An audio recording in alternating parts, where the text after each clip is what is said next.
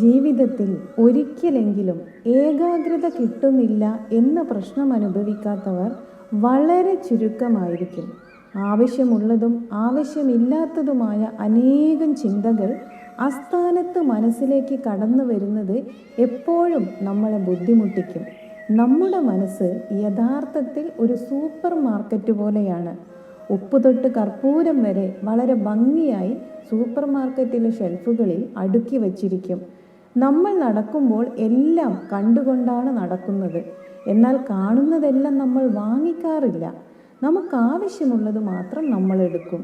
അവിടെയുള്ള 10,000-കണക്കിന് സാധനങ്ങളുടെ കൂട്ടത്തിൽ നിന്നും 1-2 സാധനങ്ങൾ മാത്രം, അവയുടെ ഗുണമേന്മയും നമ്മുടെ ആവശ്യവും അവയുടെ വിലയും എല്ലാം നോക്കിയ ശേഷം നമ്മൾ തിരഞ്ഞെടുക്കും.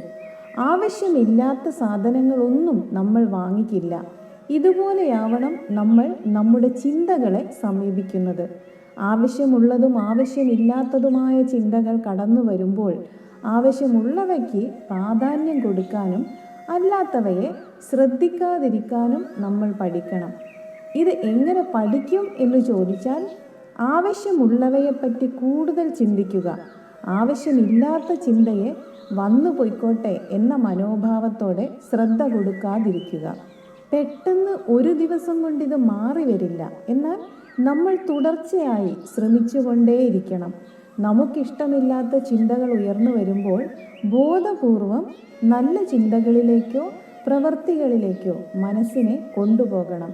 ഈ ജീവിതകാലം വളരെ ചെറുതാണെന്നും നമ്മളെല്ലാം ഇവിടേക്ക് വന്നത് ഒന്നും കൊണ്ടുവരാതെയാണെന്നും പോകുന്നതും ഒന്നും കൊണ്ടുപോവാതെയാണെന്നും എപ്പോഴും ഓർമ്മിക്കുക. മനസ്സിനെ ചിന്തകൾക്ക് വിട്ടുകൊടുക്കാതെ ഈ നിമിഷത്തിൽ ചെയ്യേണ്ട കർമ്മം എന്താണെന്ന് നോക്കി അത് നന്നായി ചെയ്യാൻ ശ്രമിക്കാൻ പരിശീലിപ്പിക്കുക. എന്തെങ്കിലും കർമ്മത്തിലേക്ക് മനസ്സിനെ വ്യാപരിപ്പിച്ചാൽ ചിന്തകൾ വരുന്നത് കുറഞ്ഞു കുറഞ്ഞു വരും. കർമ്മമൊന്നും ചെയ്യാതെ ഇരിക്കുമ്പോഴാണ് മനസ്സിലേക്ക് ചിന്തകൾ കൂടുതലായി കയറി വരുന്നത്. അവയിൽ നിന്നും രക്ഷപ്പെടാൻ എന്തെങ്കിലും കർമ്മത്തിൽ സദാ ഏർപ്പെട്ടുകൊണ്ടിരിക്കുക മാത്രമേ രക്ഷയുള്ളൂ. വെറുതെ ഇരിക്കുന്നത് സുഖമല്ലേ എന്ന് കരുതി അങ്ങനെ ഒരു പരിധിയിൽ കൂടുതൽ ചെയ്താൽ മനസ്സ് ഒരു പരിധിയുമില്ലാതെ അലഞ്ഞു തിരിഞ്ഞുകൊണ്ടേയിരിക്കും.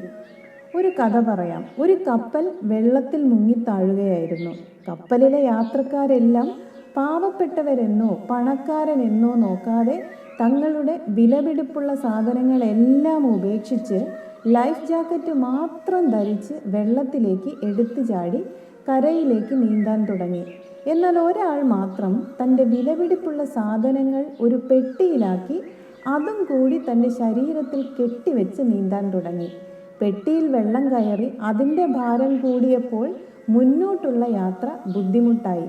മറ്റുള്ളവരെല്ലാം കുറച്ചുകൂടി എളുപ്പത്തിൽ മുന്നോട്ട് പോകുന്നത് കണ്ടപ്പോൾ എന്നാൽ പിന്നെ പെട്ടി അഴിച്ചു കളയാം എന്ന് ചിന്തിച്ച് അഴിക്കാൻ നോക്കിയപ്പോൾ നീന്തുന്നതിൻ്റെ ബുദ്ധിമുട്ടും ക്ഷീണവുമെല്ലാം കാരണം അത് അഴിക്കാനും സാധിക്കുന്നില്ല.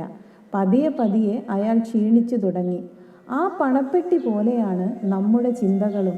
അവയുടെ ഭാരവും താങ്ങി ജീവിക്കാൻ തുടങ്ങിയാൽ ഒരിക്കലും ജീവിതം സുഖകരമാവില്ല. എവിടെ എപ്പോൾ ഏതെല്ലാം ചിന്തകളെ ഉപേക്ഷിക്കണമോ അവിടെ ഉപേക്ഷിച്ച് തന്നെ മുന്നോട്ട് പോകണം. അല്ലെങ്കിൽ ഈ ചിന്തകളുടെ ഭാരം നമ്മുടെ ജീവിതത്തെ തന്നെ തളർത്തിക്കളയും.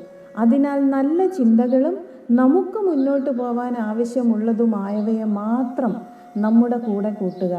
മറ്റുള്ളവയെ ഉപേക്ഷിക്കാൻ വേണ്ടി മനസ്സിനെ നല്ല എന്തെങ്കിലും കർമ്മത്തിൽ മുഴുകാൻ അവസരമുണ്ടാക്കുക. എല്ലാം നല്ലതിനാണെന്ന് ചിന്തിച്ച് സന്തോഷത്തോടെ മുന്നോട്ട് പോവുക. എപ്പോഴും ഓർക്കേണ്ട ഒരു കാര്യം, നമ്മൾ കൂടുതൽ ചിന്തിച്ച് വിഷമിച്ചതുകൊണ്ട് നമ്മുടെ ജീവിതത്തിലെ ഒരു കാര്യത്തിലും മാറ്റം വരാൻ പോകുന്നില്ല.